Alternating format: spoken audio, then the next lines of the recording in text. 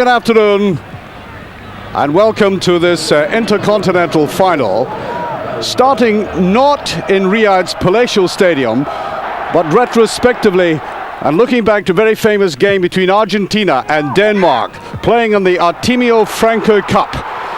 The place, Mar del Plata, the meeting between the South American and European champions. In a few moments we'll be going to Riyadh and watch this exciting final between these two teams, and Peter Schmeichel in goal there. In mid-season, Denmark had to travel to South America, and Gabriel Batistuta missing a glorious chance. Although the Danish team had to rely on players coming from European football and being extremely tired, they were put through the mill, and that ball just scraping in there.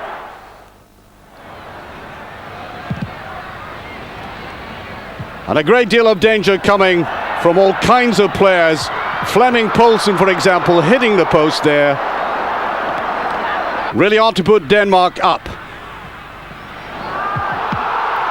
And Schmeichel at his very best against Batistuta. It was difficult to get goals in his game, and Brian Laudrup putting it against the crossbar. And so, into penalties. And indeed, this is the way this game in Riyadh might end tonight. Knegia had missed originally, but Goalkeeper, the great saver of penalties, saved from Henrik Larsson, but Saldana, the substitute, gave Argentina the victory. And there, the little man himself, before his downfall, Maradona, with the Frankie Cup.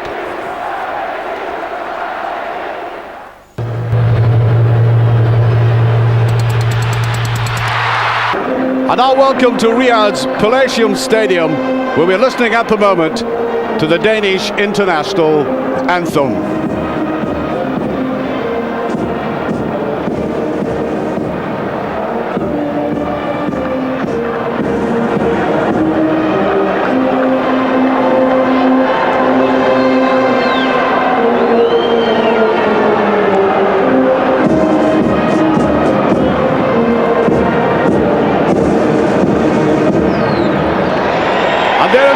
Side that quite candidly I thought were extremely lucky to get into this final, at the receiving end of most of the match against Mexico, and then right at the death, a couple of minutes to go, Rasmussen gave them the equalizer. Now the Argentinian national anthem.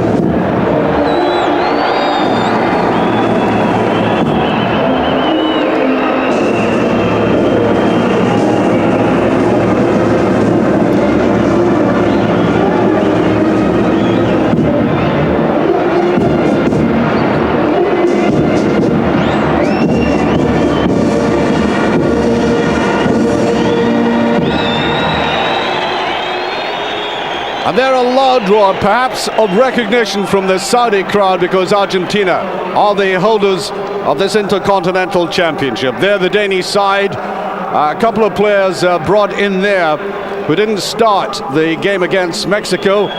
Rambert brought on because of his strong running on the left.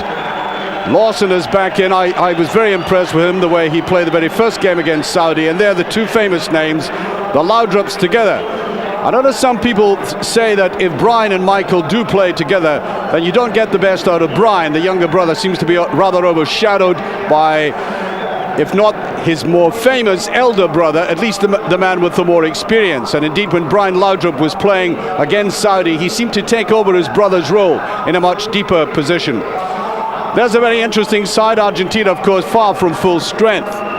But watch the players there as we juggle them about there. Watch Ortega, number 7, one of the fancied players for the future, who might yet wear the mantle or take it over of Diego Maradona. Jimenez is brought in instead of Perez. who I thought played extremely well in central defense for Argentina, especially in the second game against Nigeria. Ali Bujsaim, the World Cup referee, will be in charge tonight. A rather misty night, and Michael Laudrup and Brian Laudrup, of course, will be hoping to improve their form. They suddenly disappeared, became much more anonymous in the second game. Brian Laudrup was superb. There he is, man of the match, and scored as good a goal as I've seen at international level. The first goal against Saudi Arabia, an absolute gem. We'll be seeing more and more of that in the future, and of this man, Batistuta.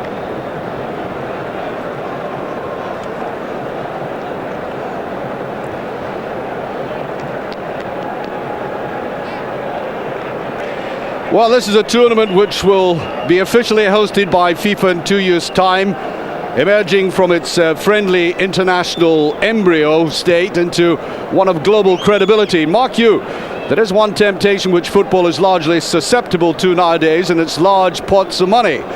And even though players are being asked to travel thousands of miles, some in mid-season and the others, like the Argentinians, at the end of their season, no matter how tiring that is, if you give the winners of this game £1 million and the runners-up £750,000, then you can well imagine the incentive is very strongly there for the players, who'll be getting a large slice of that, of course, as well as the money going to the associations.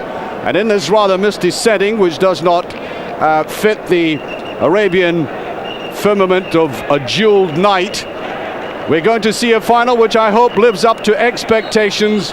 Denmark against the holders, Argentina. Denmark, of course, in the red. Can I thank my Danish correspondent, by the way, for writing in to let me know a little thing about Brøndby. I'd praised the club for its youth club policy, the rearing of young boys. They say it's maybe not just as good as Ajax's, although a lot of these players are connected with Brøndby, the Danish players. I certainly take the point, and sadly pointing out that Brøndby, this famous club, are in terrible financial difficulties at the moment, so I believe, through bad business investment. That was a touch by Batistuta. Rather nervy kick out by the substitute goalkeeper, and what a tragedy has befallen the Danes in losing their first goalkeeper, of course. Hawker went off and Mogens Krogh came on. He took a very bad blow on the head and had to be stretchered off. I think we'll see this tentative opening by both sides, picked up by Escudero on the far side. Firing that in very strongly. Well, you've just been watching what turned out to be a very entertaining game for third and fourth place between Nigeria and Mexico, which went to penalties. The other game went to penalties, of course, and there is a man who caused it all, Peter Rasmussen, who came up with a couple of minutes to go. And Denmark had hardly a shot at goal in that game. Snatched the equaliser and then went on to win in penalties. And by the way, can we apologise to all our viewers, a very large audience around Europe, for informing you that that game would be decided by either the toss of a coin or the drawing of lots. At the very last minute, through the advice of the coaches and the players, they decided to change it to penalty kicks. And I entirely agree with that. Now here we have Zanetti. Laudrup facing up to him. Pushed away forward by Ayala. Ayala will be playing at the back. That's the ball out to the side again, and I think Escudero is going to be doing a lot of tramping up and down that left wing. Well, the Argentinians' culture is identified with many things, especially the dance, the tango, but I think football is even more durable than that. The tango has been superseded by many fashions, but Argentinian football just keeps rolling on, success after success. This national side have played in 7 out of the 10 finals they've last played in the championships, which they could have played the finals in, a 70% success rate. That's really phenomenal. And after, of course, losing very badly in the final against Germany and Italy, they went on for 33 internationals before losing a game. And last month, Vélez Sarsfield became champions of the world. So there we are.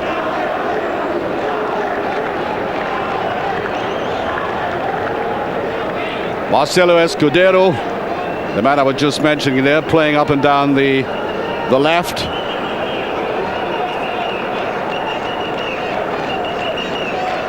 Back go the Danish defense. Mark Rieper right in the center there. And Rieper getting his head to that. A very positive, sound, secure central defender.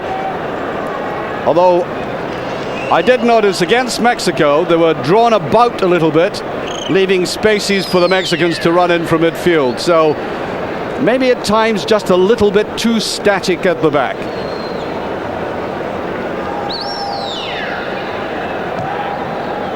Of course, right at the end of this evening, we may have to toast absent friends. There's so many of the players not playing in this game, of course. If you go to the likes of John Jensen and Flemming Poulsen, players like that, Kim Vilfort, Peter Schmeichel himself, now back fully fit.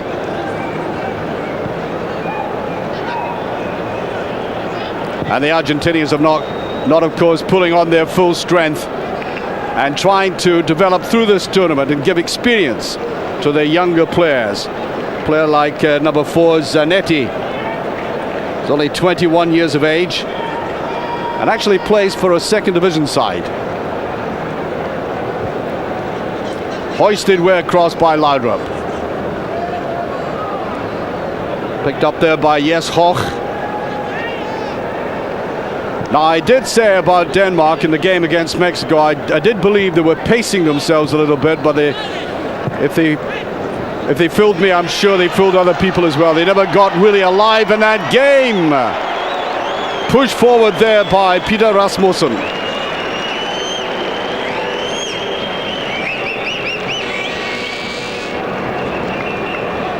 Simply did not come alive, and I think largely because the two Laudrups were very anonymous in the match. And after that superb opening game by Brian Laudrup, he was very closely marked, of course.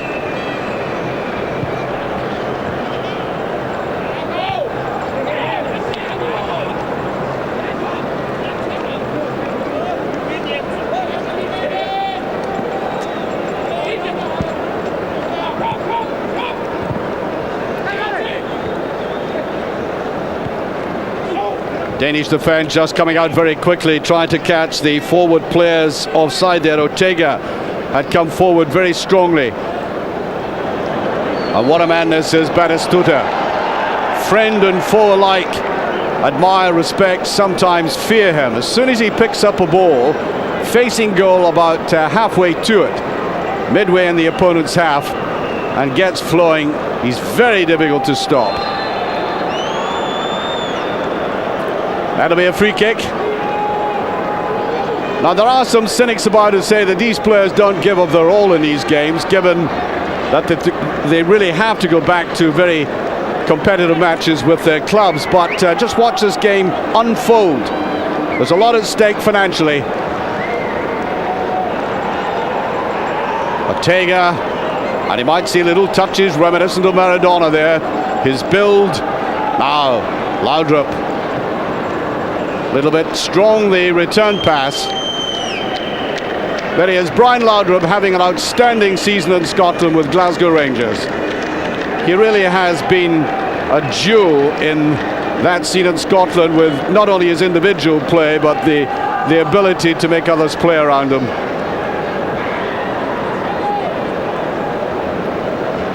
Strong player, plays on the left. Likes to come forward, Michael Schoenberg. And we're talking about entire opposites in linking Laudrup with Schoenberg. Laudrup, silky, there he is on the ball just now. Paced that out very well to his brother, the captain. Nice little out overlap, and that was a penalty kick. Indeed, indeed. A good decision as Bassedas. A rather immature tackle there on Jes Hoch. It's a penalty. Watch that. Oh, he did try to hold back at the last second, but he couldn't help himself. And the World Cup referee rightly pointing to the penalty spot. There was just a fractional hesitation by the referee, then he decided penalty. And few would dispute that.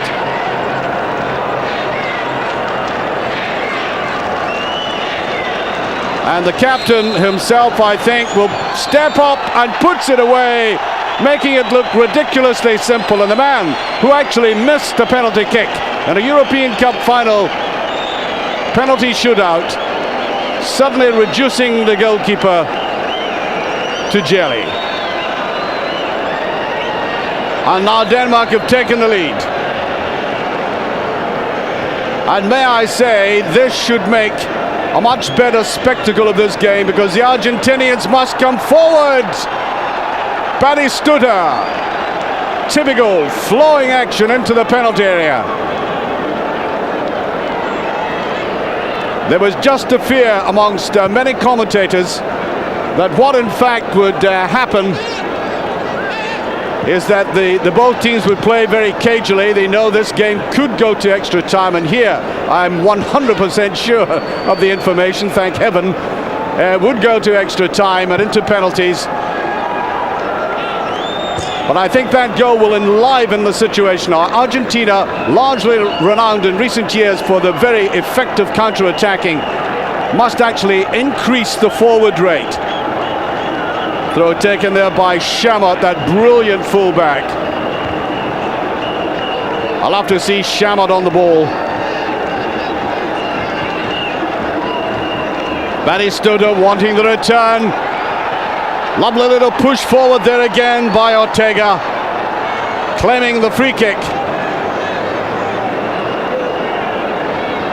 And if you recall the way that Argentina went behind Romania in the World Cup and then produced one of the classic games of all time, I'm quite sure that we'll get a combination of both the spirit and drive of the Argentinians, who very rarely easily concede defeat, matched by the skill. And I feel in these old bones of mine that we are going to get a much better footballing match because of that penalty goal.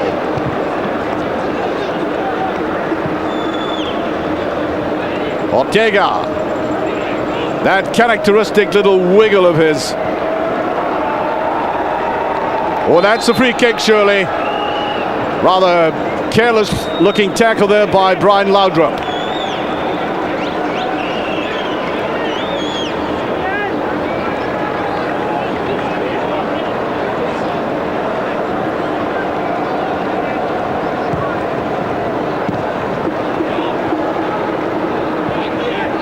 Well, that's really stunned Argentina. Laudrup just getting away with it. Laying that out beautifully. Rasmussen running very well. Well, that's a free kick. That was a cunning tackle there by Ayala. Ayala coming right forward there. Roberto Ayala. He's only 21, one of the younger players, but very much part of Daniel Passarella's plans for the future. Indeed, I think Ayala, whom you saw tackling there, modeling himself on the great Argentinian defender, now the manager of the side. Played back there by Escudero.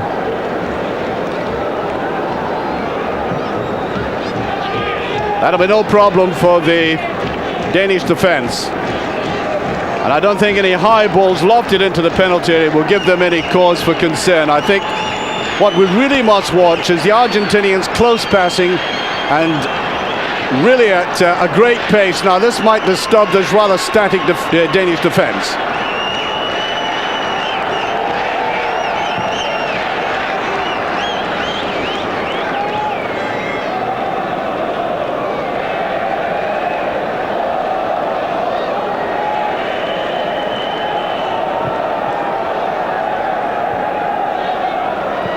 Batistuta fighting hard for that, and I think it's going to be a free kick, though.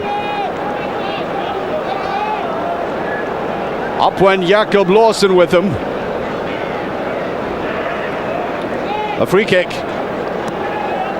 And Batistuta there with Escudero and Bassedas.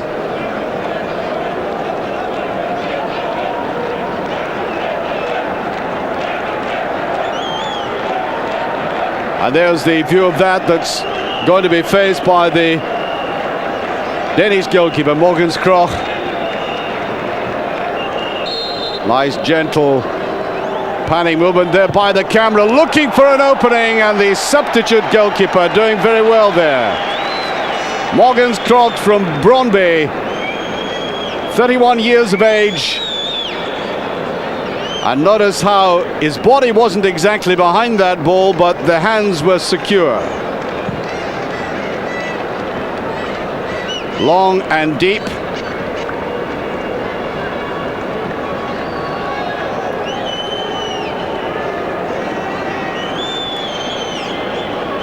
Escudero moved rather more over to this right-hand side.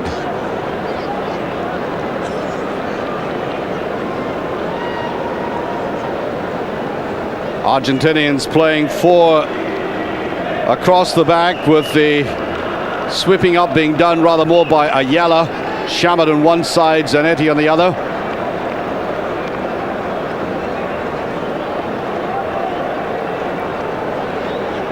And after watching that very limp performance by the Danes against Mexico, I'm a little bit surprised that they are 1 up at this stage, but it's a useful lead for them.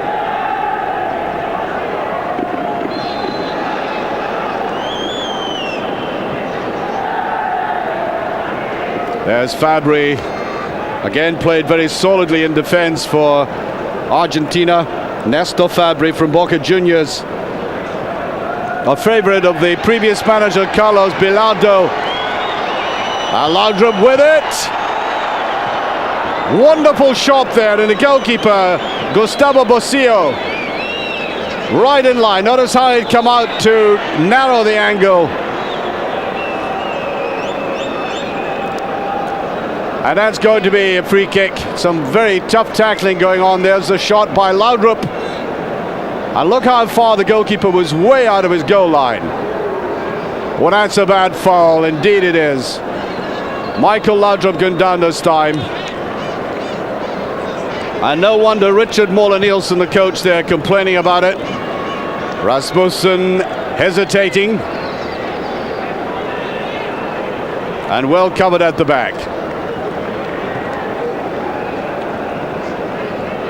Well, I think Brian Laudrup, of whom we saw a very fleeting glimpse there, will be rationing his services in this game.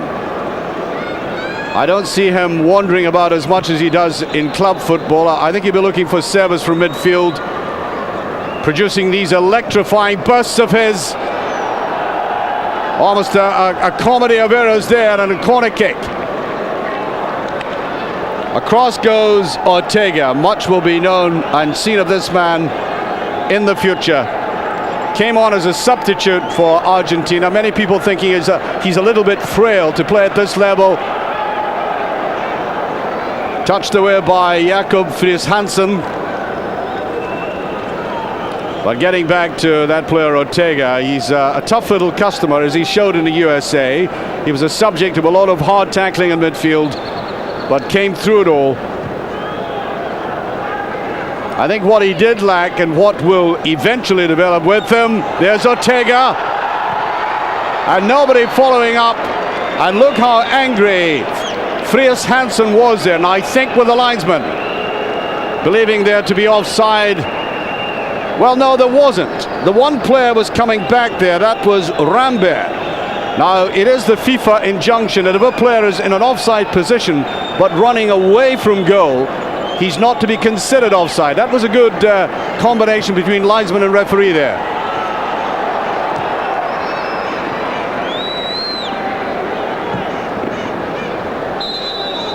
Well, Argentina, as I said, throwing players forward as often as they can. Coming up there, Fabbri, who normally will be seen back there in defense. But 1 goal down, the champions of this tournament have been stung. And away goes Ortega. Good tackle there by Schoenberg. Played wide by Brian Steele-Nielsen. One of these hard workers in midfield for Denmark. Trying to find Rasmussen.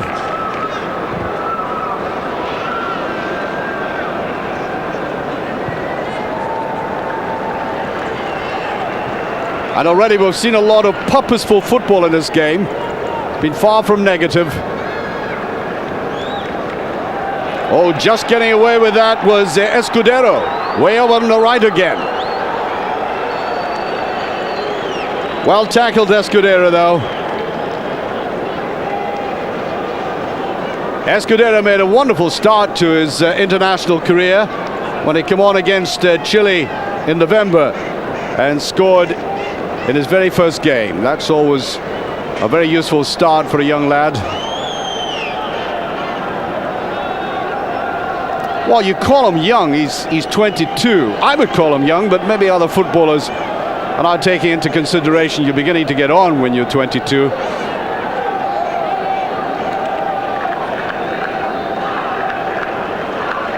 And so, free kick.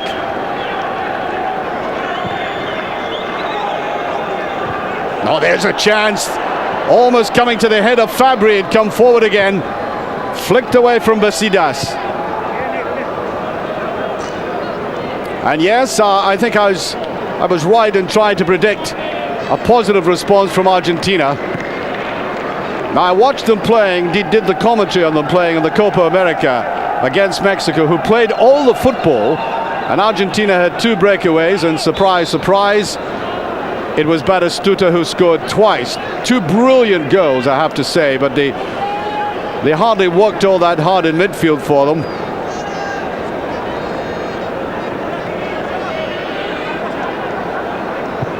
And I was seeing much more of them in their opponent's half already than we saw in that Copa America final a year last summer. Played neatly forward by Michael Laudrup, a little bit short. I'm not sure if the goalkeeper, Morgens Kroch, actually intended that particular swing away out to the touchline, but he got away with it all right.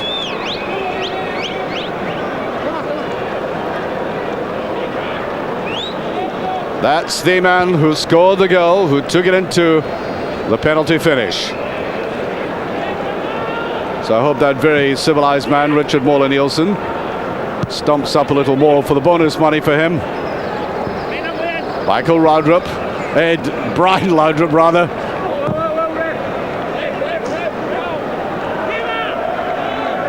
While the conditions here are well nigh perfect for the ball to be played to feet for a good passing game. Although some of the players were saying eventually it got a little bit tiring.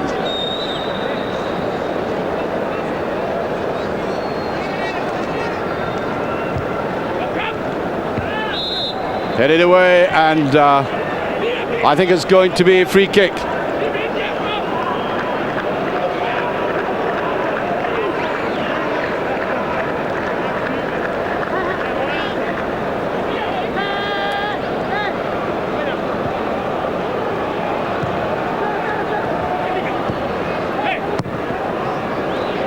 Up it goes, and that should be taken. Oh la la!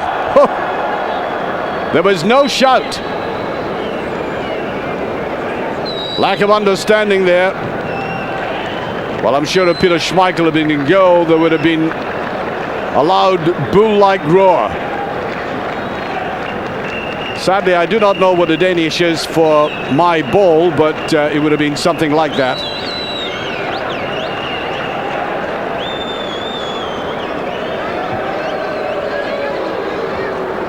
Game in a little bit of a lull at the moment.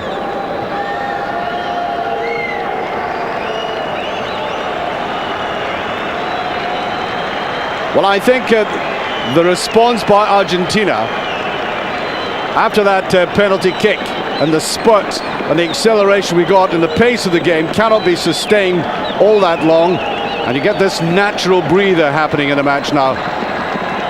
Laudrup. You cannot see Brian Laudrup in any kind of game, either playing for Glasgow Rangers or playing for his nation, but there's a cluster of opponents around him. It is one of the marks of a very good player, I have to say.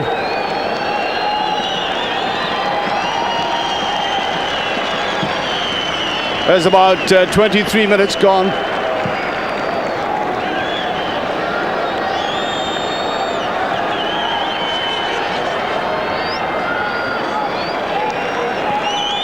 But that's pushed forward.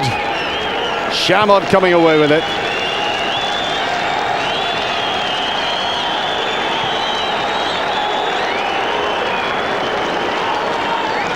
And over it goes. And the game rather lulled.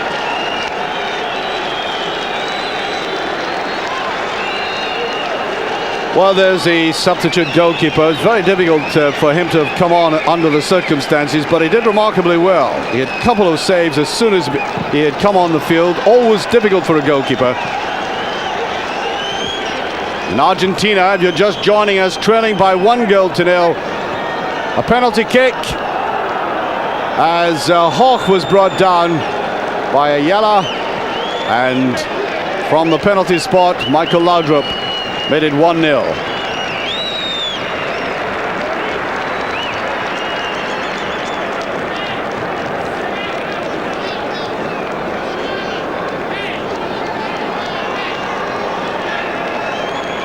Another free, while the referee pointing for a throw-in.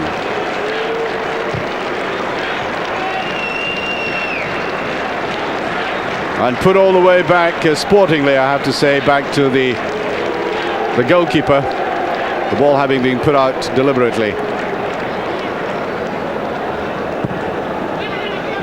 Fries Hansen with it.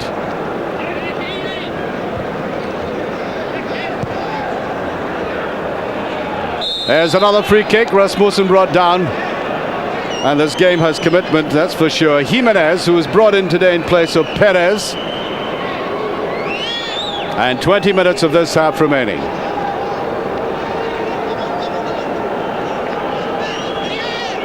Back goes the Argentinians. Batistuta has come back as well. Watching Schoenberg, who's very good in the air. And nobody picking up for Denmark on the edge of the penalty area. They've got to watch this man on the break. Batistuta, who went to Fiorentina, of course, after his performance in the Copa America, and 2 seasons in a row ended up leading goal scorer.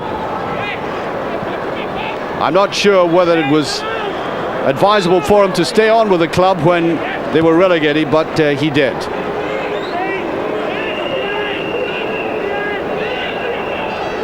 When he played in the Copa America, I'm quite sure when they took that cup back to Buenos Aires, they would have had a special celebration for Batistuta. Without the 6 goals that he scored, then they wouldn't be here playing in this tournament. He is that important. Now, Michael Laudrup looks as if he's finished. And on comes the substitute, the man who scored the 2nd goal against Saudi, Morten Wijkhorst, who plays like Brian Laudrup in Scottish football for Dundee. Now then, one wonders what kind of role Brian Laudrup, well, he was taken right out of the game cynically there. That was a very bad foul indeed. And I think the referee will have to give them some protection. That was quite deliberate there by Alejandro Escudero.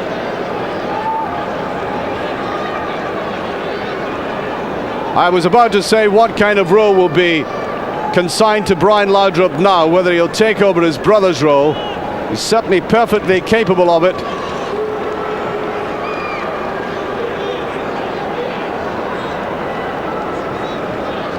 And I think that competitive edge that the Argentinians have shown might be developing into, unfortunately, a kind of cynicism, which they are reputed to have from time to time.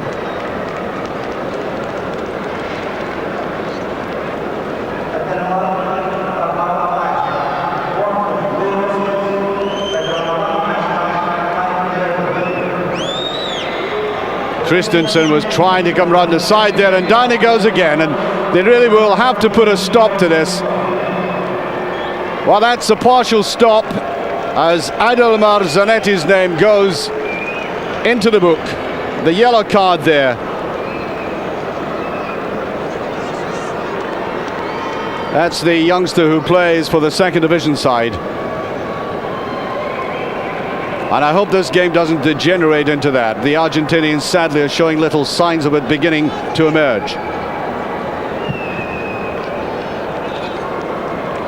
Ooh, the goalkeeper made heavy weather of it. Bossio seemed to take his eye off it altogether.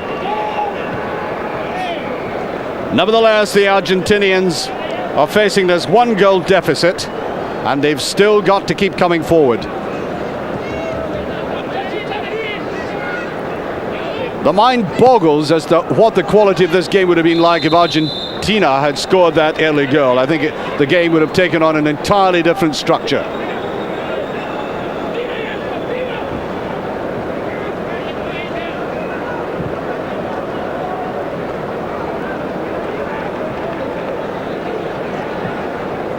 Now they're beginning to put it together in midfield with the passing game, which I think they're much better at. Ortega, neatly judged pass and just taken away by Lawson, and then whipped away.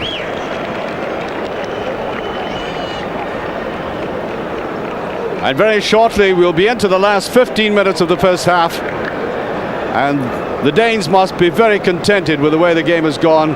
Although the sight of Michael Laudrup going off must have given them a scare, because if he gets going and provides the passes, then he's one of the best in the business.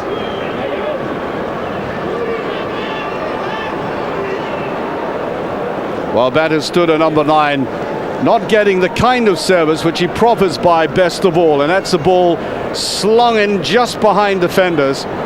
He's a wonderful turn of pace, as you probably saw in the World Cup itself. And so far we've seen him having to come back into defence and then go back into midfield to pick up balls. That simply is not good enough. There he is, just at the back of the picture there.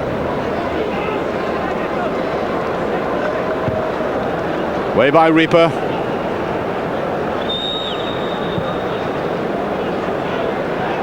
I think the spin kept it in. No, it didn't. And they're leaving Peter Rasmussen to run up and down at the moment in that solo role. And I think the Danes are trying to compose themselves after the loss of Michael Laudrup.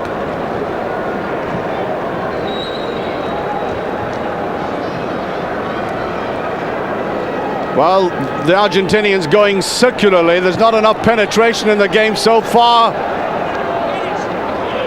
And they're finding it difficult against the Danish defense that is looking as if they've learned some of the lessons from the previous match against Mexico. They look much better organized. And significantly, we've seen hardly anything of that man, Chamot. You saw a close-up of him there. And notice how Morgan's Croc had committed himself, trying to come way out to that.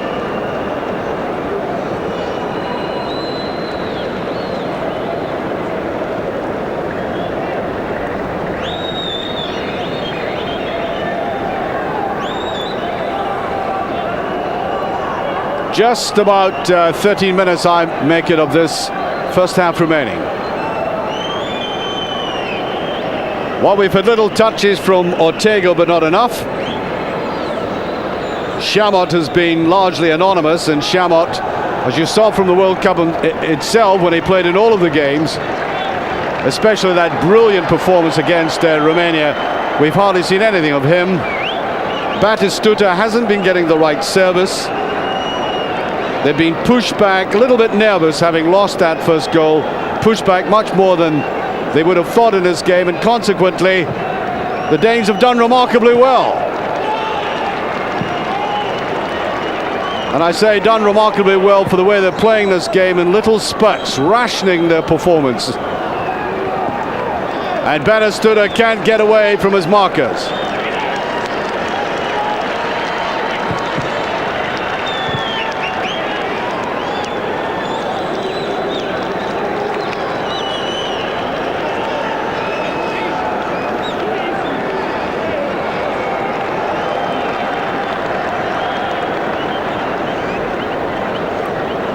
Part of this powerful midfield, that physically powerful midfield that the Danes have. Now this is where they ought to run to some effect. Batistuta. Notice how he shields the ball very well. Ortega. Now you notice about Batistuta when you're watching him playing, when he's crowded by players, it looks as if he's just about to lose the ball, but he somehow has this great tenacity. Keeps his body over it, shields the ball very well.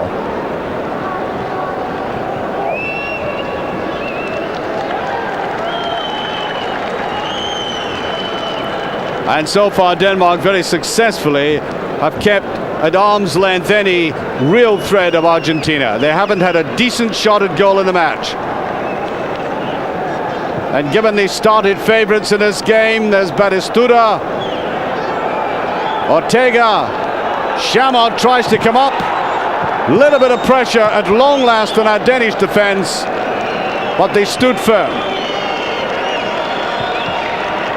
And I think it goes down to organisation, because notice that the Danish defence, the Danish players were all strong along the penalty area there. There was hardly an Argentinian man allowed any freedom.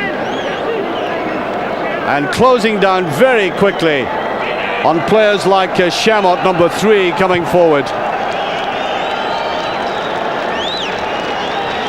Indeed, Chamot's a big disappointment in this game.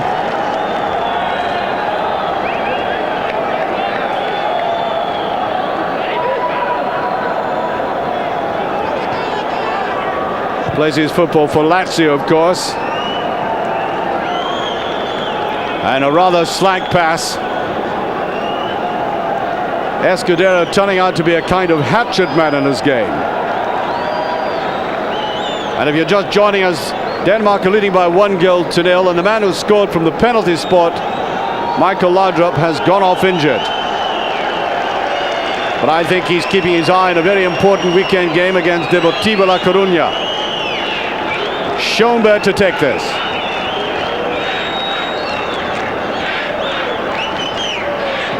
It's all along the line, and notice hardly a red jersey coming forward. They were all strung too flat.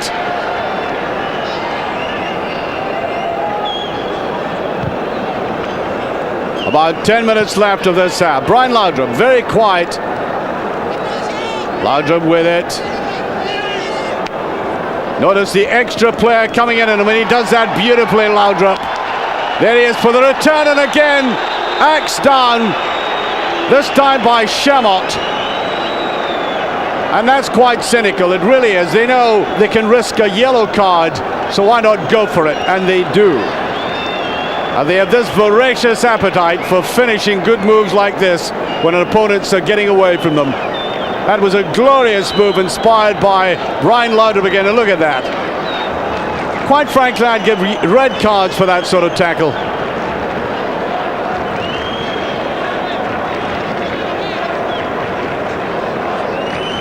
And now the free kick, and Laudrup took a free kick against Saudi in the first half that almost broke the crossbar. He has both judgment and tremendous power. Well, this time I think he's leaving it to Jesper Christensen or Kroch. Which one is it? Christensen. There was a little deflection, I think. That'll be a corner kick and a side of a rather impassive Royal Box, you might say. Well, I thought there was a deflection. Watch it. Taken there, as I said, by Christensen. Of a goal kick. Here he comes again, Christensen, just eluding the tackle. And I don't think there's any way this referee would be inclined to give another penalty, certainly not in this half, against Argentina. And you will remember the breakdown in Argentinian field discipline in the World Cup final in Italy, when at one stage it looked as if they might lose 2 or 3 players. And it all ended with Maradona emotionally upset, to say the least. And I think a certain amount of shame attached to that. Now, they're a brilliant footballing nation, but there is an undercurrent of viciousness to the play at times.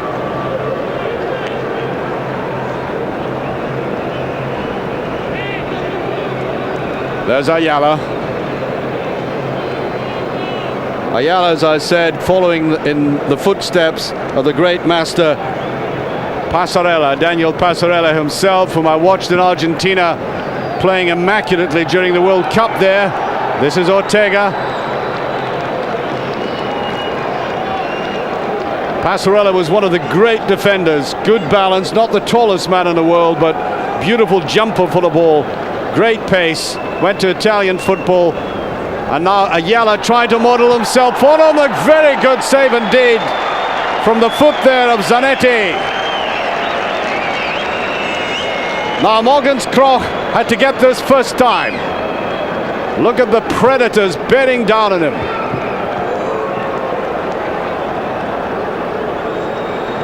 Well, I think Richard Moller-Nielsen must be delighted that he's got Peter Schmeichel back home, and his third choice goalkeeper can make a save like that. Remember, he substituted the original goalkeeper Lars Hoch in that game against Mexico.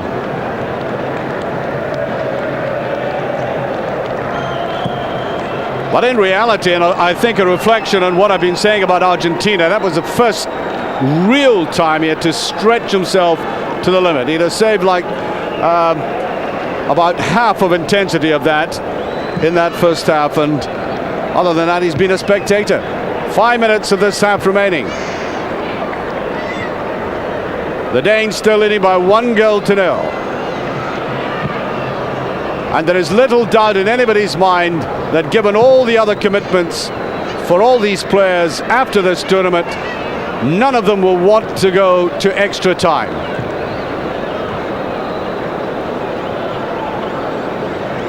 Now, free kick again, off the hip of Rambert.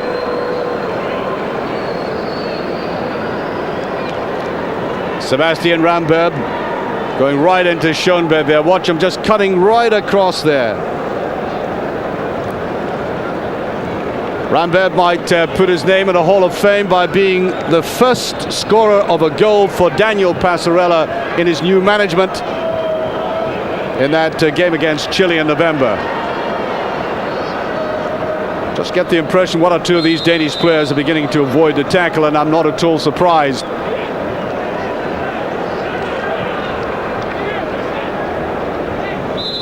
Ortega gets a free kick, appealing to the referee.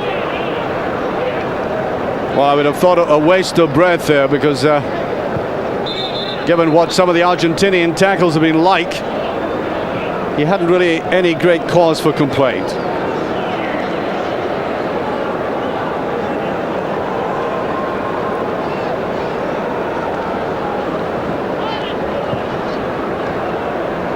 That's a free kick. Little drive forward there, very unfortunate, and they're shooting right off target. Don't seem to have any balance in front of goal at the moment. And the player I was talking about has scored the first goal of the Passarella regime, rather embarrassed by that effort.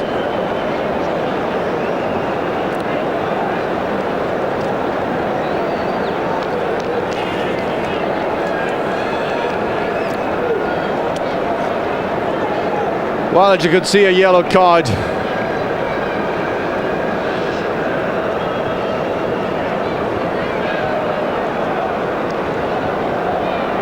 Ortega, rather outnumbered those, nobody within 20 yards of him he can pass to.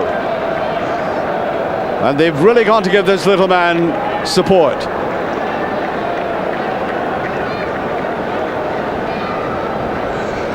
He can really stand up to tackles, but whether he can do all this individual running, trying to shield the ball for so long in a game, is another matter altogether.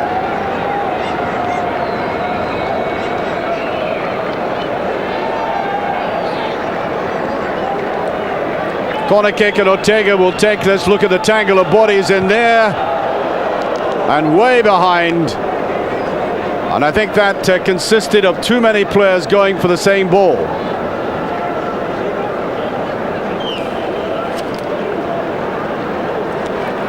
Rambert plays his football for Independiente.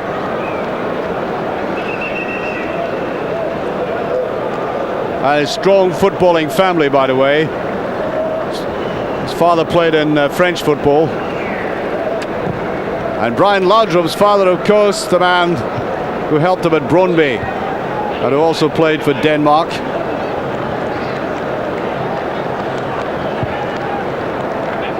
So a lot of sons out there modelling themselves on what their father have achieved in international football. I make it about a couple of minutes to half time. I think the Danes have controlled this game by being able to nullify Argentina in these areas they're in now. Well, I thought he threw himself a little bit, and I think, yes, Hawk would agree with me. Watch this. Now there's the dive. Well, he should take out an equity card for that. I think we are not amused.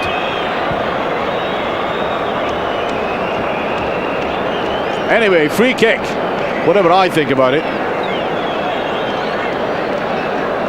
And given what they've been doing outside the penalty, they really have to take advantage of set positions like this.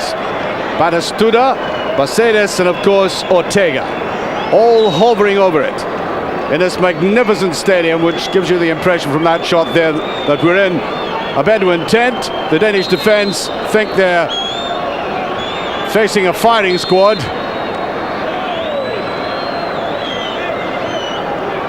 There's the break. Can't get through the wall. And on comes the goalkeeper. Oh, and he did that very athletically, but I think he gets the protection of the referee. Must say I'm very impressed by this man. He's remained very imperturbable under pressure. Watch this again.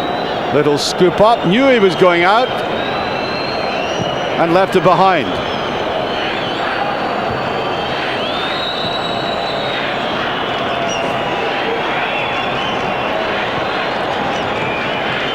It's going to be a free kick to Denmark, and I make it.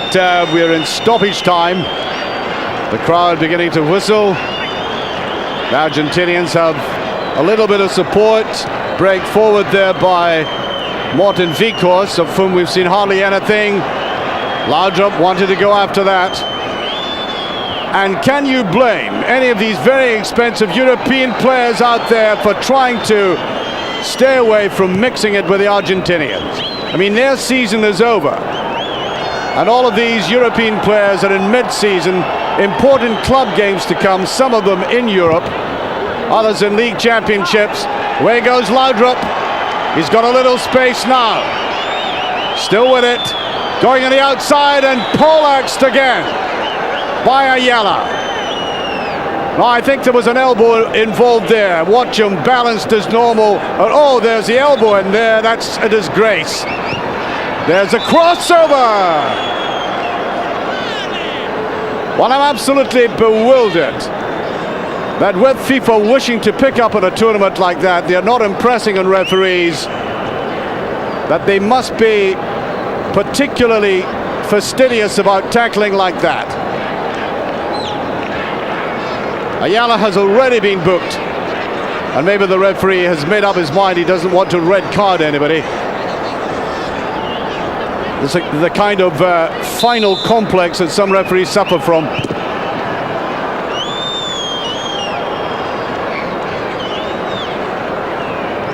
Well, I think Ayala should have been off the field.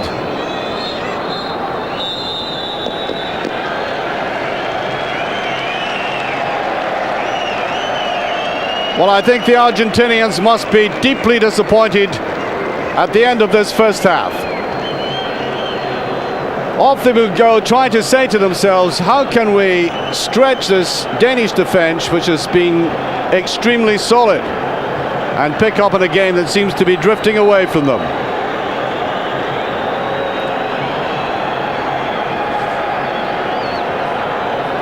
There you see the Argentinians coming off there. And the Danes now missing Michael Laudrup in the second half. Now, Laudrup does have the ability to hold the ball Great playmaker in midfield, and one wonders if Brian Laudrup would have fitted into that slot, but I think he seems content to remain in the fringes of the game, as you saw from that break at the end there.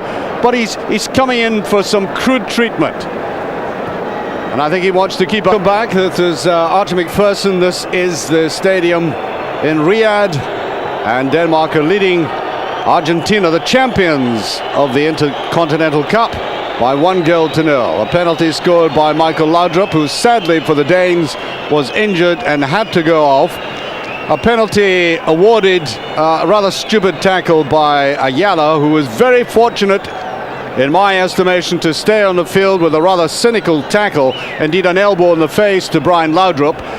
And if Laudrup were not the kind of sportsman he is, I think he would have reacted in a much more histrionic way to that butt in the face and had that player sent off. But he's not that kind of guy, Brian Laudrup, and consequently Ayala stayed on the field. Anyway, the penalty kick taken very coolly by Laudrup, who I think has gone through the gesture of coming to Riyadh, showing his face in a Danish jersey and say, well, there we are, because remember, he had that great dispute with Richard Moller-Nielsen. The two Laudrups had, especially Michael, who was in the Caribbean on holiday when the Danes won the European Championship. He wanted to come and play, he did, but minimally.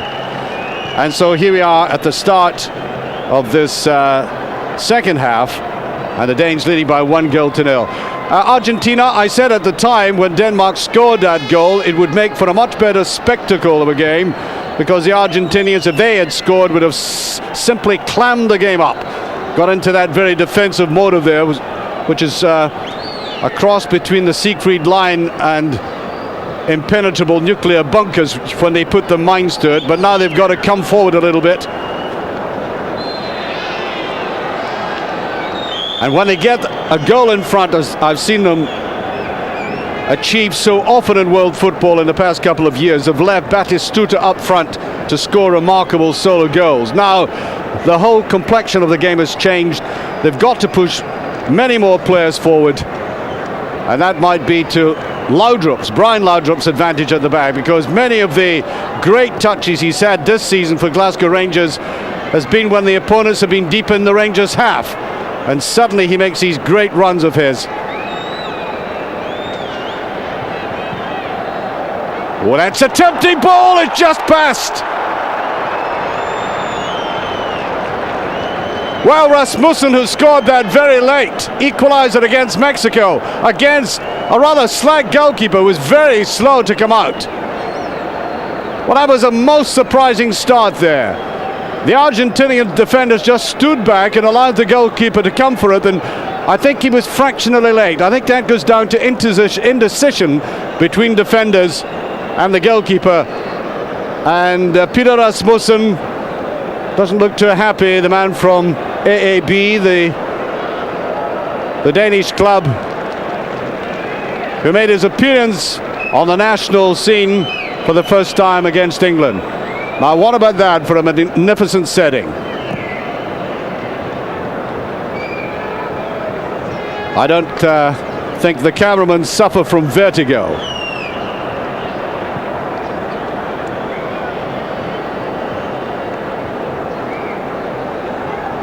While the Saudis have gone out of the way to host a tournament in the most palatial and sumptuous way, money not being spared in the stadium, but they may lose this tournament.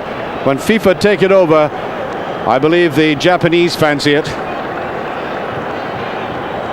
The Japanese, who are deeply disappointing, they don't seem to have the physique yet.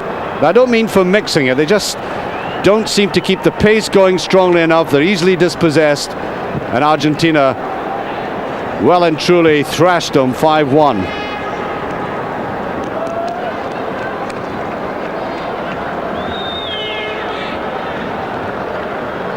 And we've had a very impressive performance both in this game and when he came on as a substitute against Mexico by Morgan's crock and goal there.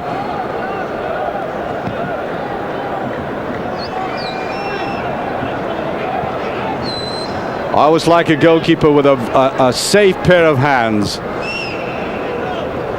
And I think twice in this game we've seen Crock extended with the ball, had to stick like glue to these hands, and he managed it. Batistuta. Chamot. Haven't seen this man really get going. José Antonio Chamot, man from Rosario. The whip pan there just missed him.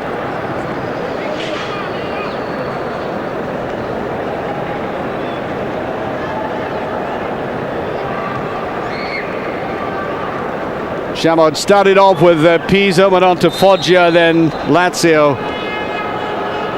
And I think any coach in the world would like the way he judges when to come forward, although I think he's been very reticent to do that in this game.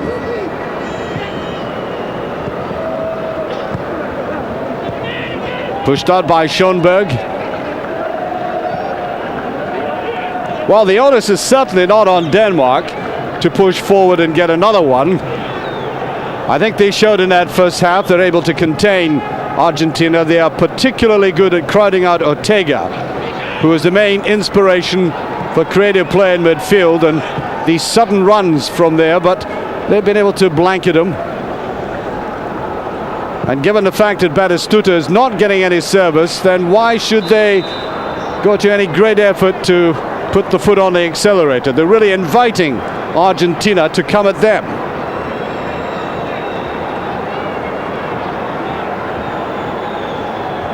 Well, that's a player I said was very fortunate indeed to be on this field.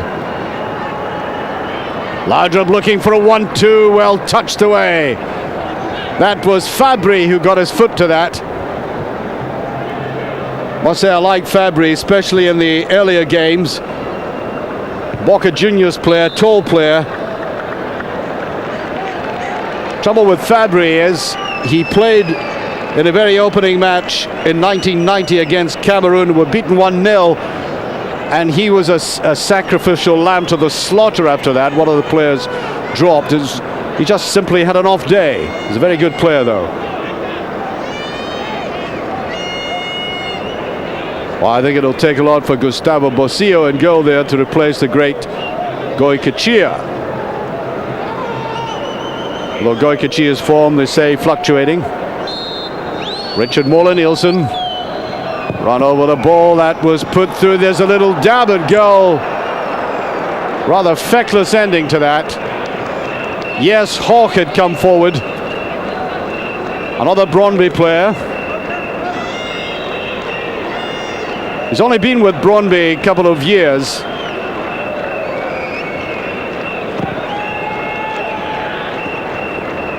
Another of these players who scored a goal in international debut. That's 4 of them on the field who've done that. Free kick.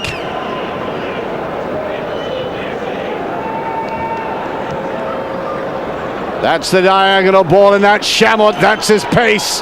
Just a trifle unfortunate. And really, for the first time in the game, this man doing what he's best at, getting down fast down the line with an unexpected run.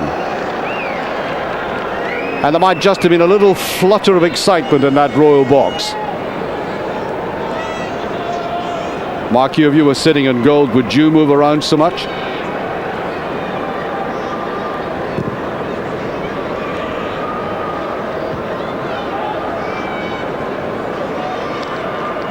And the Danes, Walkman-like. That's a little ball on the outside, well taken, and a free kick. I thought Fabbri fouled there. Good run on the outside, again by Hoch. Oh, I think Richard Moller-Nielsen must be pleased with the way his players have fitted in together. It's a case of, although they're not first team choices in several significant players, they are nevertheless coming in, working together well. And if you minus key players in certain positions, you compensate for it if all the little cogs are put together and the wheel turns smoothly. And that's exactly what's happening at the moment to Denmark, although mostly in a defensive capacity.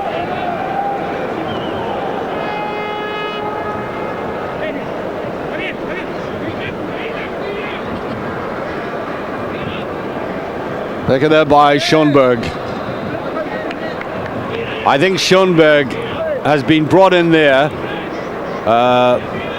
rather more to be defensive, get back for the potential threat on that side. Against Saudi, much weaker opposition, he spent his time running down near the Saudi's corner flag and whipping balls over, or trying to. Laudrup wants it back and gets it. There's a beautifully drifted pass forward, Weghorst.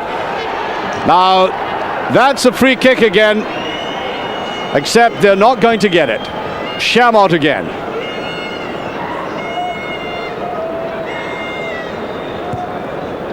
Well, he's been playing in European football 4 years, Chamot. He certainly knows how to compete. Ortega. And that's what I meant by snuffing Ortega out. A Danish player runs alongside him, and the other defender coming up tightly. That's been the pattern in defending against that principal threat. Almost 10 minutes gone of the second half, still 1-0 to Denmark. And remember, we showed you these highlights of the Artemio Franchi Cup at the start, so a little bit of vengeance on here. I think Argentina fortunate to win on penalties.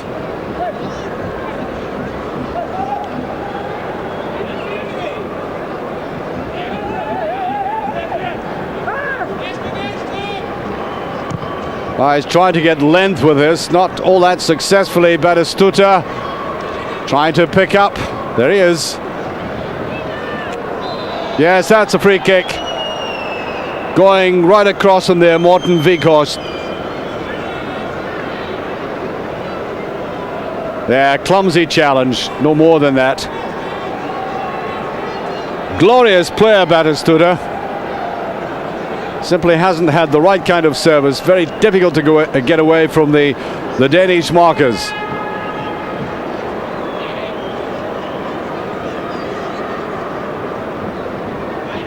Taking their time about it. Ortega, a little touch forward. And there's the goalkeeper again. Very much alert. I'm not sure that some of these Danish defenders thought there might have been offside right at the back. There's no flag, though.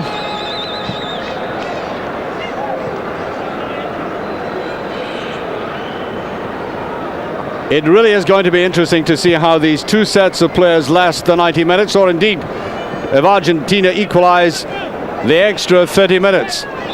Given that Argentina are at the end of the season and most of the Danish players are mid-season.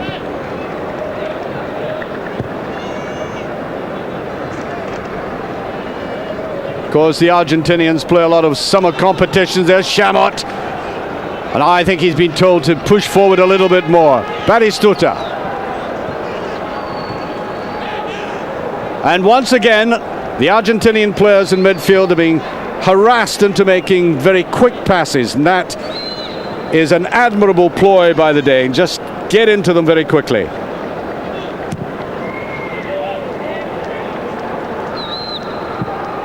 Rush forward, nicely touched back though. And you can see the Danes simply prepare to leave that one man at the back.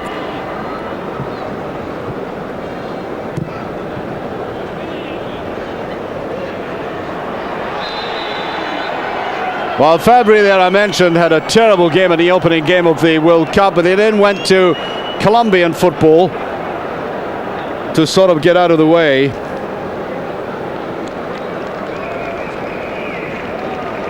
Played for American of Cali for a while, and he gets a yellow card. Like another three of his mates.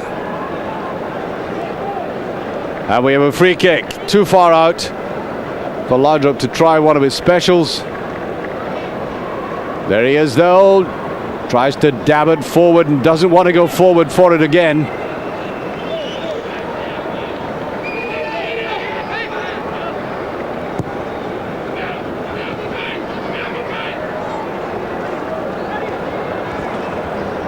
Down goes Ortega. And I think Schoenberg will be yellow carded for this. No, well, that's surprising given what he's done previously, the referee. Oh, he certainly took the feet away from him. And look how well organised that Danish defence was. Argentina finding it very difficult to break them down.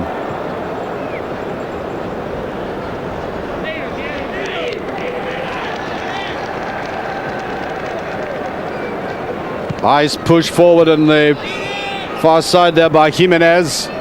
Well marked again. Laudrup being left on his own in the centre circle. Ortega with a brilliant little drive forward again. And that's his best run in the match so far. Laudrup, great play. Was he pulled back? The referee says no. And now I think he might be taking a bigger interest in this match. And when I say a bigger interest, I'm not being disparaging of him, because he took a fair number of whacks in the game and then a quite indecent, savage elbow in the jaw, which the referee gave nothing for. So why would you get involved with players like that? There's the header, Batistuta. And the first amount of freedom he's had in the game, and the game suddenly coming alive again.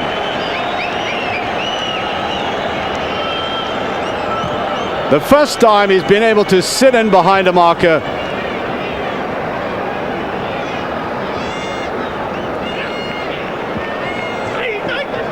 There he is, Laudrup. Just to continue what I was saying about Laudrup, he's a very expensive player, so why should he want chopped down in a game like this?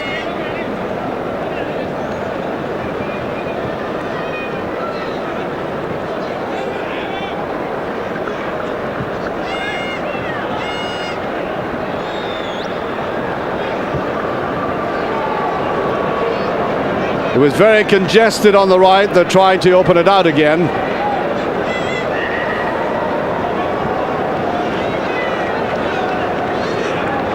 Sense of urgency, I think, creeping into the Argentinian play. Trouble is, there's always that cluster of players. The red jerseys very dominating at the moment.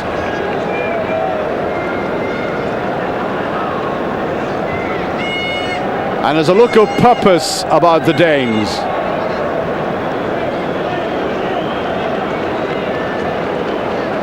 I'm very impressed. I thought as we get a substitution, Lawson going off and Risaga coming on.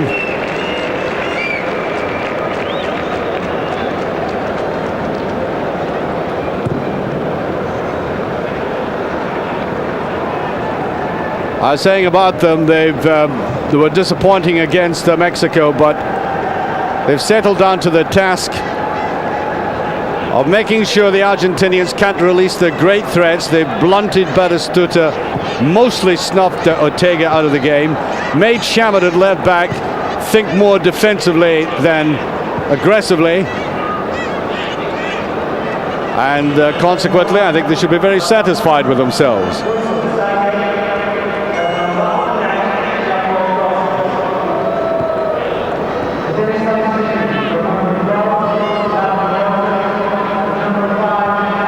Escudero tried to pick up. Batistuta, Escudero.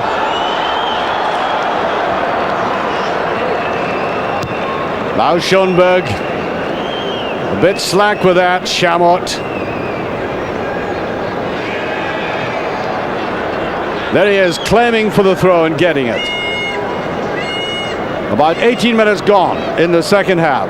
Denmark still leading by 1-0 as little man again, Ortega, Ariel Ortega is brought down. He was spotted at the age of 15, Ortega, by the first team coach Daniel Passarella of River Plate. And now he is the national coach and has the utmost confidence in this man taking the free kick.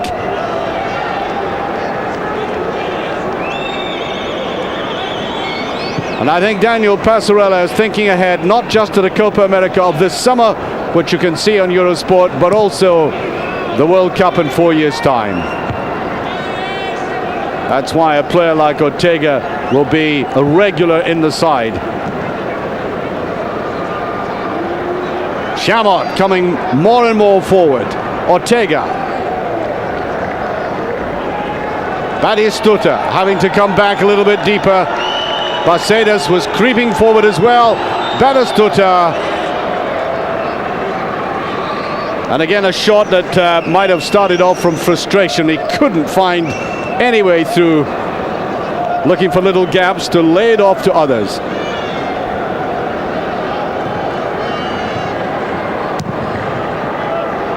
Well, number 17 you saw there, Peter Rasmussen.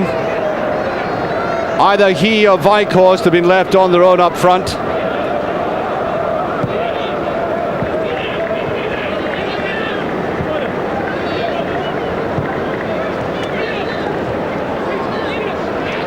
Well, Argentina is certainly seeing a lot of the game in midfield at the moment, but without any real penetration.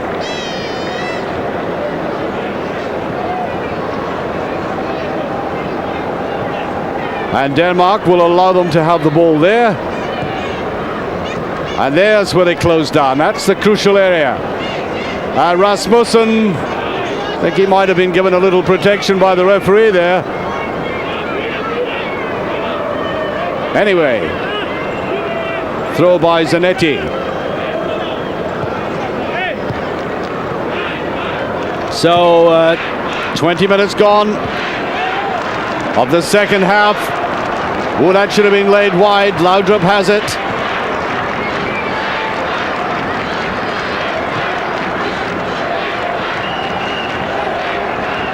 Well, they're just getting away with it. I think claim for hands, and indeed that's awarded. Still, I think the Danish defence were living dangerously, and any Dane watching that, I think, might have started off by feeling cardiac arrest was coming on. Just a little bit too clever by half. And Jimenez coming off. And Lopez now on. Lopez, number 18. Gustavo Lopez from Independiente. Plays very much on the left-hand side, or we would expect him to.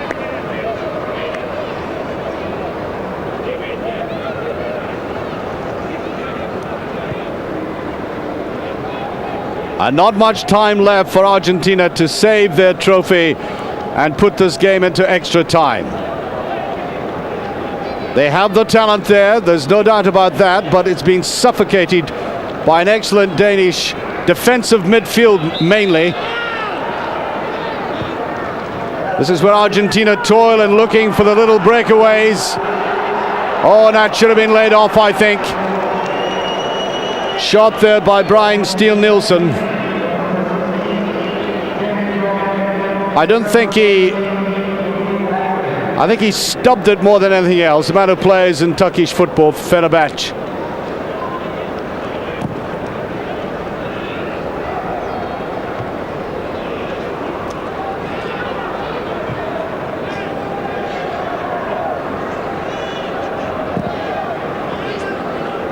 And Argentina at the moment seem to run out of ideas. And certainly at this stage, I'd rather be Richard Moller-Nielsen watching this game than Daniel Passarella. I'm sure Daniel Passarella, in this new role as coach, desperately wanted to step off on the right foot. Now Laudrup, several players round him.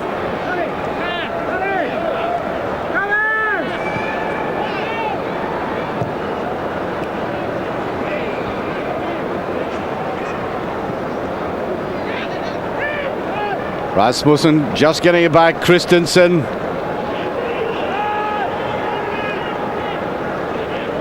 And although their moves are ending with nothing at the moment as we're halfway through the second half, they still have that goal advantage.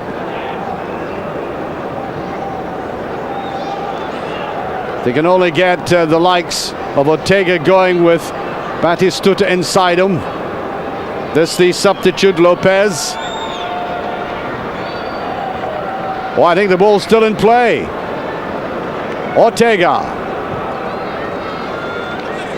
tired-looking cross, that. Batistuta wants the 1-2. Look at him busting his way through. No, in fact, that was a run forward by Rambert.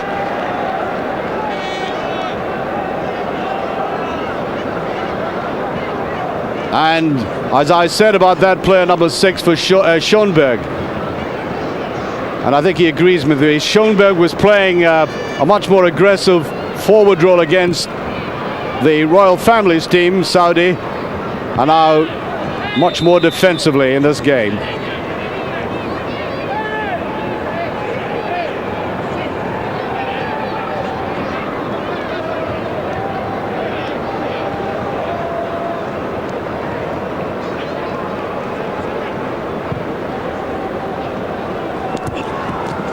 Well, I think what we've seen of Argentina is a lack of variety of ideas.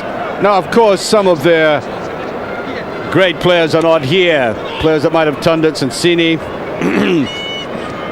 Just to mention one, Sotomayor, Ilas, Canigia. Canigia isn't here because he told Daniel Passarella, who's obviously a royal regimental sergeant major kind, he wouldn't cut his long hair.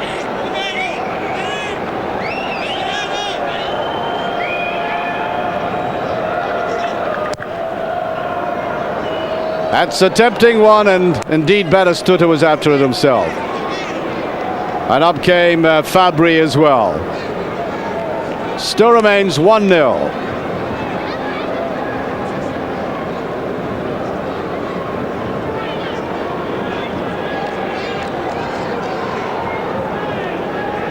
"20 minutes of this game remaining.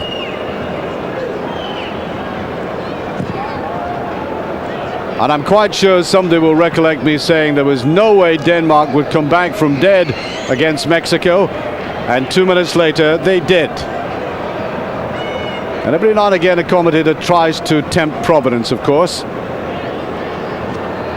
Well, at this stage, Argentina don't seem to have the wherewithal to get through this excellently organized Danish defense, which starts very much near the halfway line. They're not defending along their 18-yard line. There's a better ball. Laudrup wanted it on the outside, just touching it back there. The little 1-2. Beautiful ball across. Schoenberg on the goalkeeper, none too happy with that.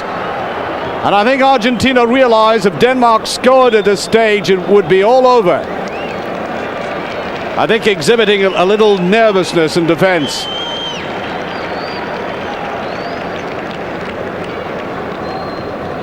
Good understanding with Weghorst there.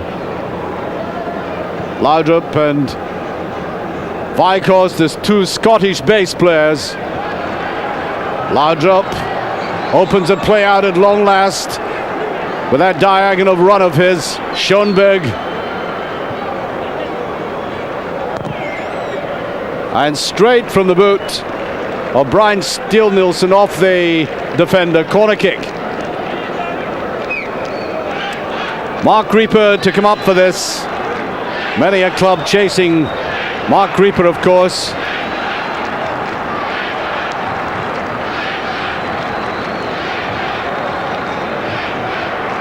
Again, he joined Brøndby from Aarhus. And I think that's a free kick. And so far, it's going very nicely for Denmark. And given the fact that Vélez Sarsfield won the World Club Championship against the European champions, Milan, if you don't mind being slightly partisan at this stage, it would be comforting, more than somewhat, if the European champions won this one.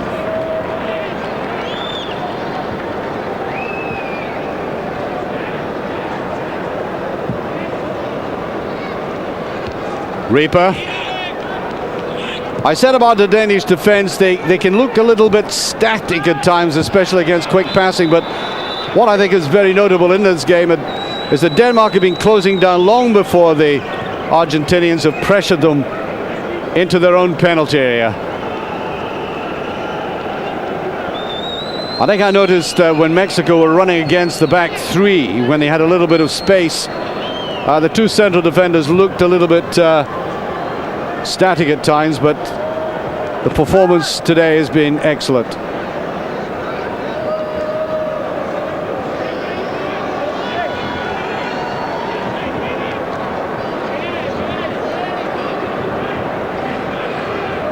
Ayala. And watch the Danish players, when the ball is picked up at the back like that, keeping their eye not just on the ball, but the movement in midfield, following the players very well. That was put back by Rambert. That's the substitute Lopez.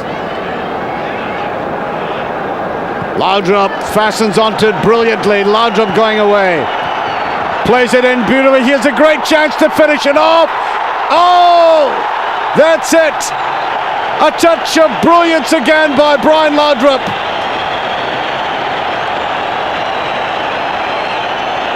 Wonderful pace on the left. A run that began with tenacity, holding on to the ball when it looked as if he might lose it. And then you'll see in the replay when we see it, and I'm sure we'll see it about 6 times, Peter Rasmussen, who looked to take the tourist route to goal, but eventually it was effective. Look at the way he just glided it in front of Rasmussen. Well, I'll tell you, Rasmussen made it very difficult for himself. Look at the finish he had to make on the outside. Well, that should do it with 15 minutes remaining.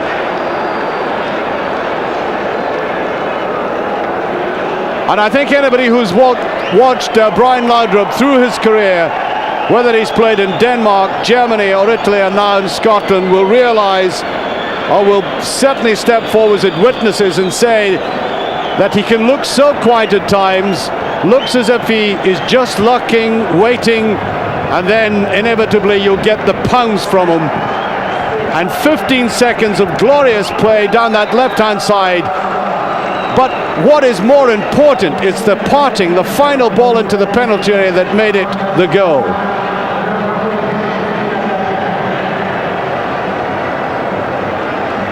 Yellow card, Hoch. Just getting back to Brian Laudrup there, many a player can go down the extremes of a football pitch, can get wide, and he cannot get the ball into the area effectively.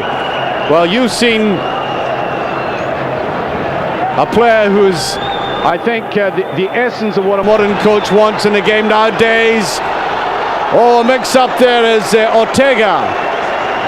I think got in the way of the other player coming forward, and Richard Moller-Nielsen not at all amused by his defence.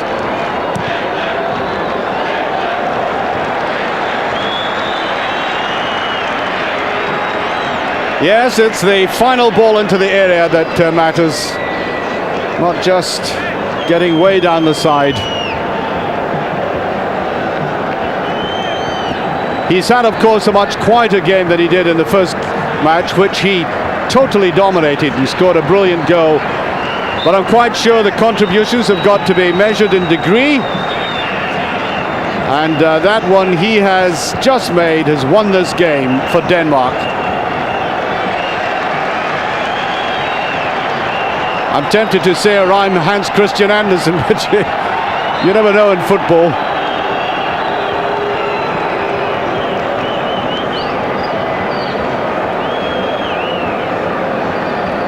That'll be a free kick. And I think a couple of Argentinian players are very fortunate still to be on the field in this game. With 13 minutes left, Daniel Passarella, great player from the past, in charge of a national side for the first time in a final, and I think heading for defeat. Do not underestimate Argentina. They don't have their full strength side here. They will build up again for the Copa America in the summer, for the World Cup, of course. And I think Daniel Passarella is going to have a very successful career. Ortega. Little buzz through, almost by Escudero. Laudrup, taken way out of it and holds on to the ball tenaciously again. The stadium rising to Laudrup.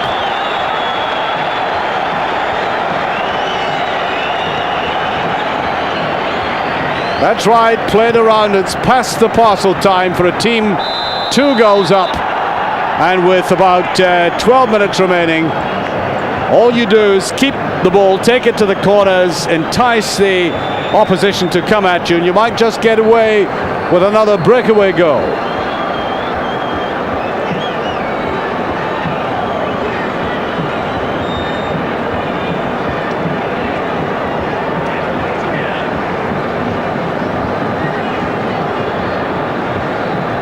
It's very difficult to make comparisons between players. But if you look at the transfer market and consider that gentleman called Cole went from Newcastle to Manchester United for 6 million plus a player, what on earth is Brian Laudrup worth? All you can say is I think Rangers, by comparison at a couple of million or so, got him rather cheaply. I'm quite sure Walter Smith, the Rangers manager, wouldn't agree with that, but looking at the recent transfer market, Rangers have been able to get a genius into their ranks for comparatively speaking, a reasonable amount.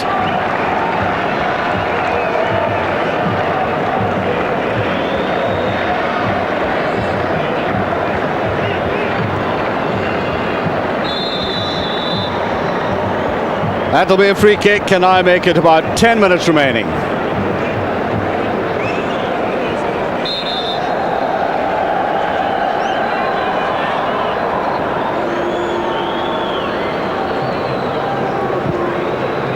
And at the end of the day, disappointing performance at Chamot. Wants to go himself, he's got to try it. And again, I said about that goalkeeper, a safe pair of hands. Of course, that's about 90% of all goalkeeping. Good positional sense allied to that, and a bit of courage, and a little bit of being daft occasionally.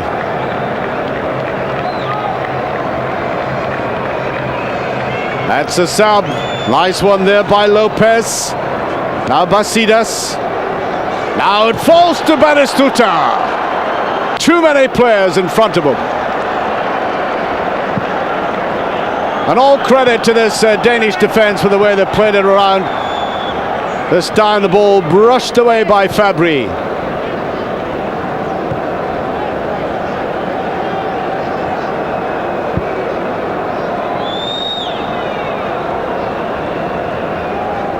Chamot.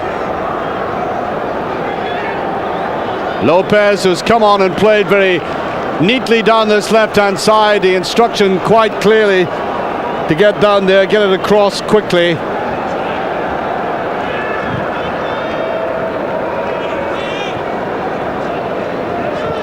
And the substitutions have not made any particular impact now.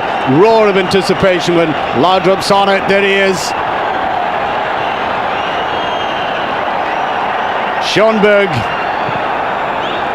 Rasmussen, almost just waiting to pull the trigger. And look how deep Batistuta is. I mean, at this stage of the game, when you see the leading goal scorer deep in his own half, it tells its own tale.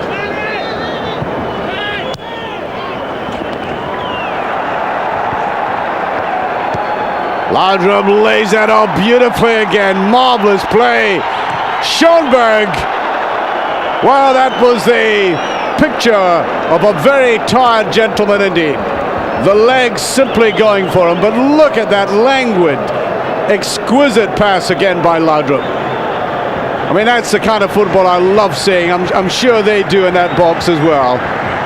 The Royals taking a little sip of tea there and savouring the remarkable football finesse of Brian Laudrup.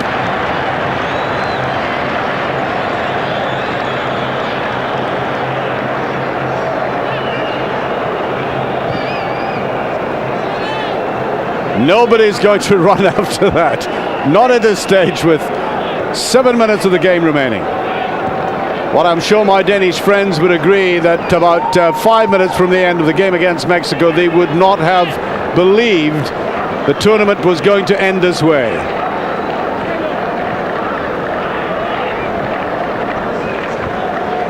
But if I can use a quote, what I'm sure has never been used before, football's a funny old game.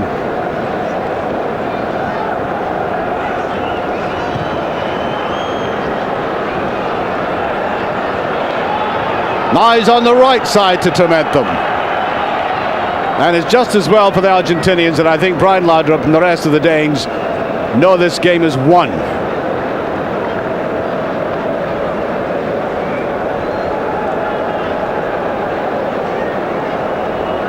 Hawk to take it.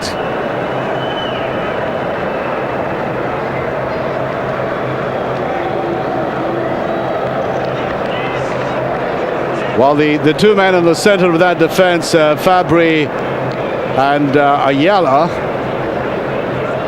haven't had all that much sustained pressure on them, but they've been dragged about a bit when necessary, like that goal, for example, where spaces have been exposed by good running to the side of them. And there we are. 5 minutes left. That'll be a free kick.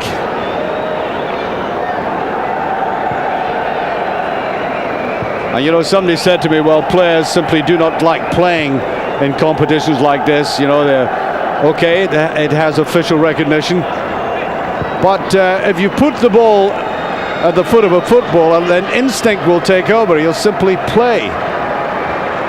Occasionally restraining himself, obviously, for other things. But you notice how Laudrup kept out of it for so long, and then suddenly getting the right opportunity, we get the right touches from him.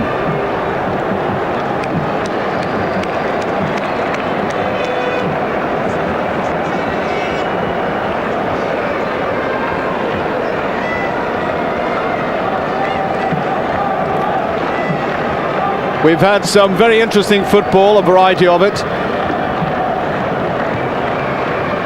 And I'm quite sure all managers watching this around Europe will be delighted to see the end of the tournament. That was the substitute Lopez, who I think has had a very good last 15 minutes. He has a bit of pace, but that big fella there, Mark Reaper, has been largely understubbed in this game.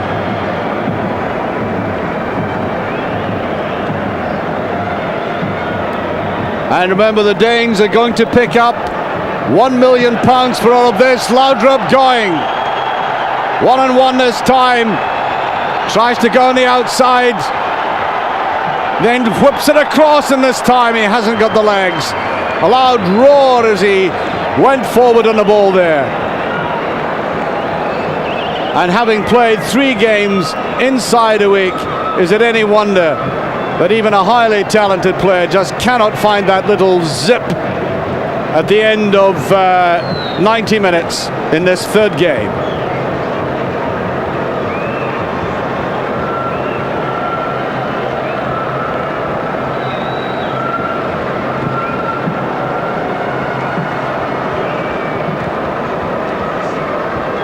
Well, I think only an accidental mistake by one of the Danes will let in Argentina now.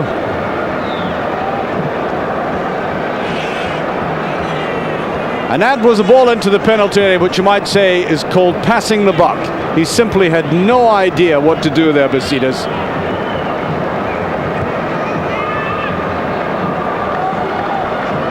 Make it look simple, Schoenberg. Somebody was making the very interesting point to me, by the way, that Brian Laudrup may not play at his best with his brother. He's rather overshadowed by his elder brother. Oh, where goes Schoenberg? Neat little turn inside. I think Laudrup would have been delighted with that himself. Well done to Schoenberg. At last he got the energy to come forward. And you can see a lot of these players have run themselves out. I make it about a minute and a half remaining of normal time, I don't think there's going to be very much stoppage in this game.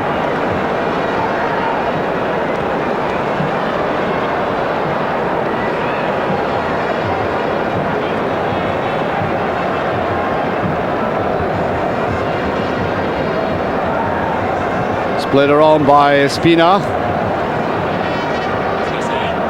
Batistuta. He's rarely had such a negative afternoon, but that was a good effort by him. Missing the kind of player like Rodriguez to come up and swing them over, or Sensini,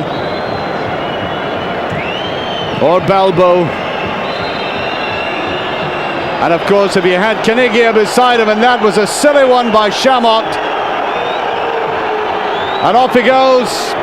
Isn't it so typical of the Argentinians finishing a World Cup final, at least an Intercontinental Cup final, with a red card, as they did in a World Cup final.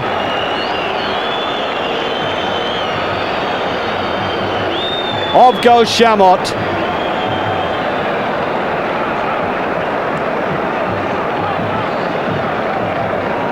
And a repeat of the World Cup final. Look at that. And then a burst of petulance, throwing the ball at the player, and that means only one thing.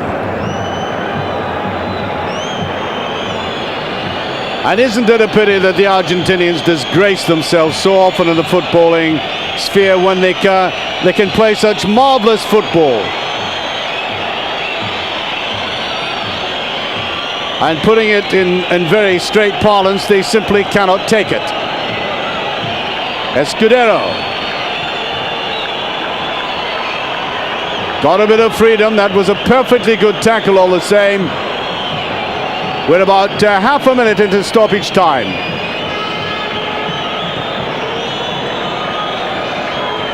And a gentle looping header goal by Batistuta, which, you know, I really do think lacked conviction. Watch it again. Now there's one in the face, and that was deliberate. Escudero lucky to stay on, as Ayala was. Well, let me take that back on Batistuta. It was the way he wanted to do it. Yes, I think he had it in mind to loop it away beyond the goalkeeper. I think it's a free kick to Denmark.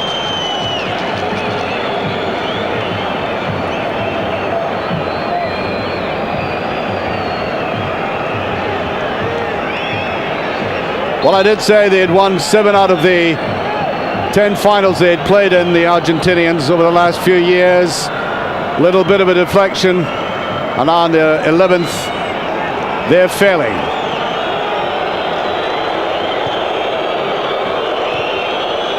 They lack support for Ortega, who is a very clever player. They lack the right kind of ammunition for Batistuta. Chamot had to watch the threat of Laudrup on either side, and they were playing against a well-organised Danish side. Ergo, 2-0 for the Danes. Look at Laudrup doing the diagonal run, and that's surely another free kick. Oh, Fabbri did that deliberately, and I think the referee, far from being charitable, simply doesn't want the embarrassment of another booking and a possible sending off.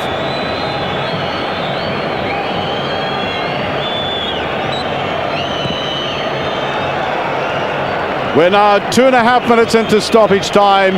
The score still remains 2-0 to Denmark.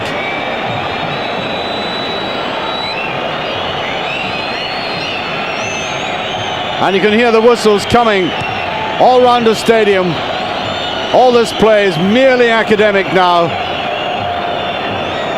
Although Ortega, every now and again, is showing you the real potential that exists. Well, not a bad afternoon's work for Denmark. Some of the younger players, or some of the lesser known players, turning in a very good professional performance.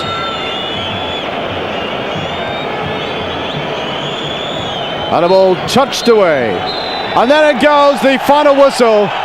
The Intercontinental champions are the European champions, Denmark, and there is a man who was more responsible than any other individual, Brian Laudrup. who had a magnificent first game, a quiet second game, and then a selective third game, coming into the game when it really mattered. And that majestic run of his and sliding it right in front, causing the victory.